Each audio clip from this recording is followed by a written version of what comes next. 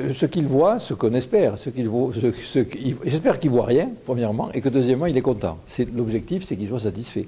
C'est-à-dire qu'on mesure la satisfaction des passagers tout au long de son parcours régulièrement, et effectivement, l'objectif, c'est que surtout il ne dise rien, ou alors qu'il dise qu'il est satisfait, mais qu'il ne trouve pas des endroits où effectivement une non-qualité, un mauvais accueil, une mauvaise réaction, des temps d'attente trop longs, pas signaler une signalétique mauvaise, en fait toutes ces choses-là qui font que le passager peut stresser à l'aéroport, et donc s'il revient et qu'il a fait un bon voyage, eh bien, on est content et ce sera un bon indice de qualité.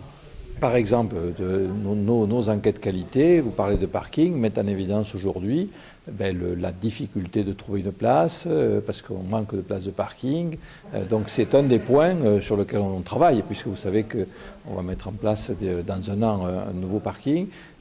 Ça apparaît clairement dans les enquêtes que l'on fait vis-à-vis du passager, c'est une évidence. Bon, de la même façon, on sort d'une période de travaux et le client, il était embêté par cette histoire de travaux qui perturbe son circuit, etc. Donc là, on va normalement retomber dans des choses plus sympathiques où d'abord on aura plus de place, on aura des installations plus confortables, plus agréables, et donc on va le retrouver à travers les mesures que l'on fait sur la satisfaction des clients. Bon, après, vous savez que les prochaines étapes, c'est l'arrivée du tramway, on n'a pas de transport en commun, là aussi c'est une demande forte, donc ça sera aussi des points de satisfaction.